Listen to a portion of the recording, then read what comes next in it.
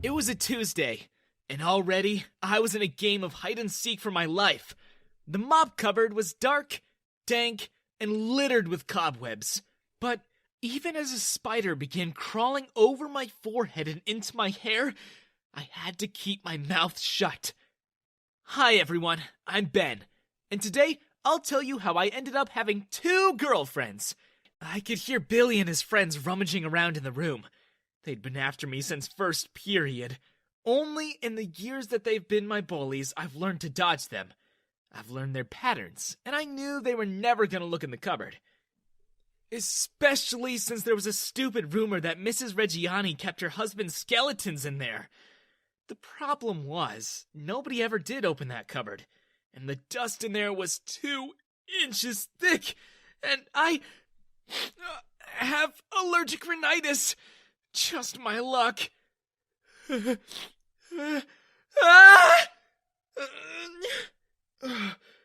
was successful the first time the sneeze came about. For a second, the boys outside froze, seemingly listening to something. But when I stopped myself, they went right back to rummaging and proceeded to look into the classroom vents. Why would he be in the vents? He's not that smart, Ollie.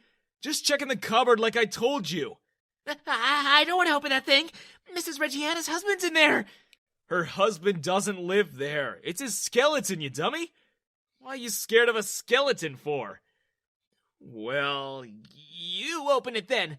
if you're so brave. Don't you talk back to me. If you don't want to join that brat in his punishment.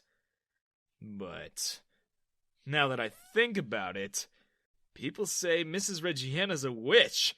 If we disturb her husband's skeleton, we might get cursed. Whatever. We'll get him at lunch. Clear out, boys. I was finally able to breathe out. Finally. I was so late for second period, I needed to hurry. But then, it happened.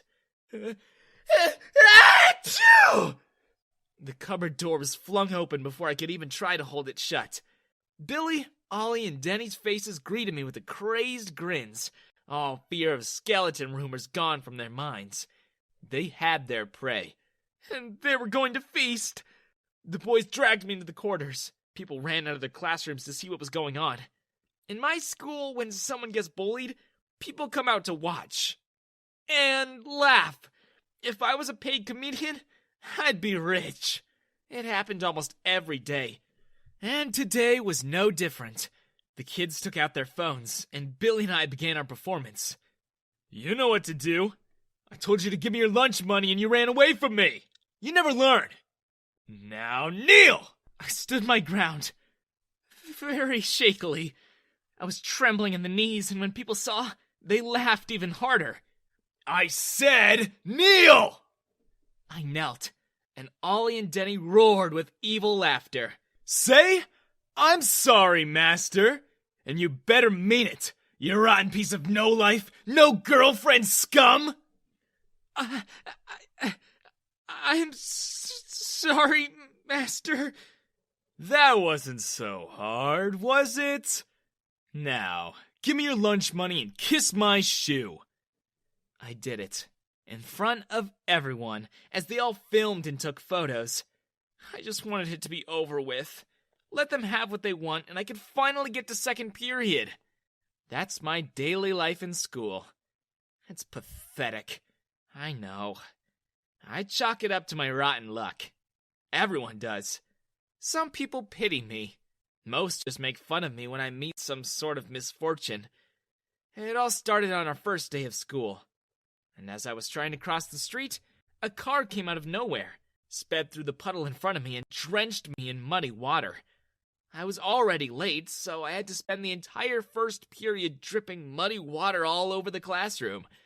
After my mom dropped off a change of clothes for me, I walked into an open locker door and gave myself a bruised eye.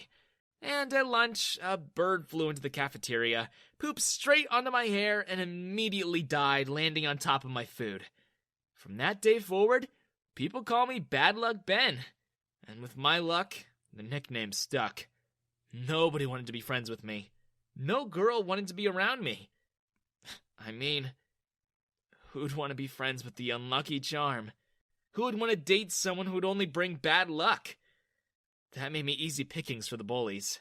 And since then, Billy and his friends made my life a 24/7 cycle of a nightmare. But it all changed one day. The day the O'Connor girls came to town. They were twins who came to our school as foreign exchange students. Maeve and Orla were like princesses from some magical elf kingdom. They were tall, beautiful, and had hair that looked like waterfalls of fire. The kids at my school usually made fun of redheads. They stopped doing that when they saw how hot Maeve and Orla were. Every boy wanted to date them. Every girl wanted to be them. There were even some girls who wanted to date them too. If the O'Connor twins pass you in the hallway, you just stop. It's like seeing a rainbow. Like a really good surprise on your birthday. My luck began to turn the day the twins chose to sit next to me. Orla sat on my right, and Maeve on my left. I felt like the filling in a red velvet cake. And they smelled so nice. Suddenly, I saw a hand waving at my face. Hello? Anyone there?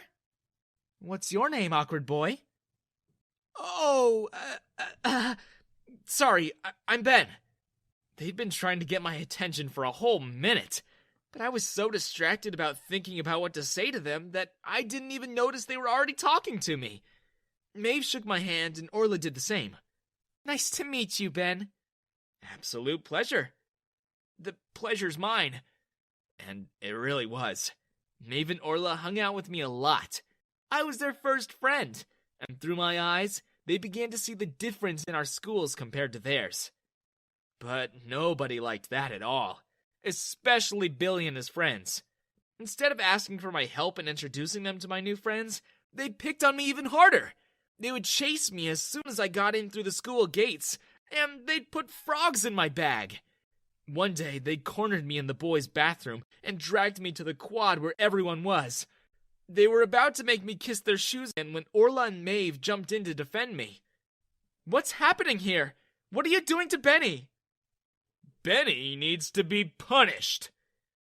What did he do? I felt it was the only chance I had to speak out. So I did. They're picking on me because they hate that I spend so much time with you. He wants to ask you out on a date.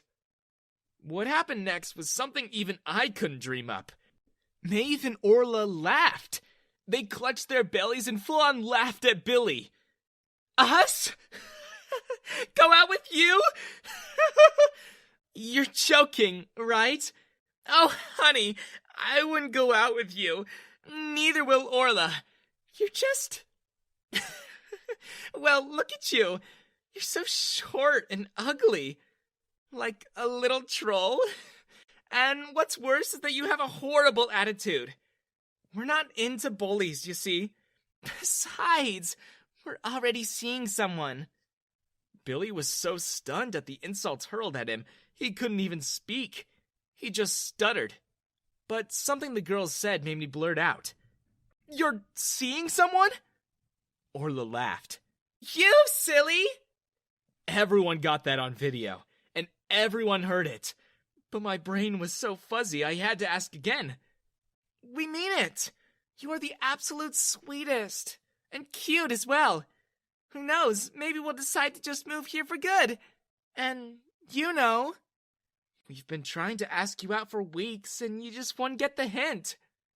Well, I guess I know now. Maeve and Orla took me out on a date. We went to the movies, found ourselves having burgers and milkshakes at the local diner, and ended up talking for hours outside said diner, even after it closed.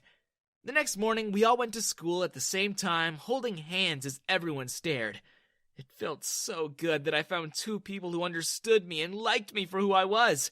And seeing everyone be jealous of bad luck Ben, for once, was just the icing on the cake.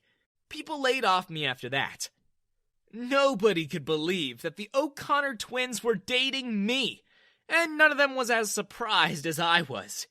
Even my luck seemed to have backed off, because everything that happened in my life was somehow just good. No more bad luck. No more people making fun of me.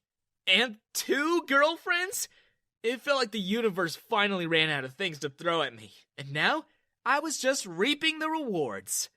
Billy, Denny, and Ollie lost their authority after my girlfriends made fun of him in public. That video is still being shared to this day. The funny thing is, those three still keep trying to ask me for Orla and Maeve's numbers. I told them to get as far away from my girls as possible, or they were gonna get punished.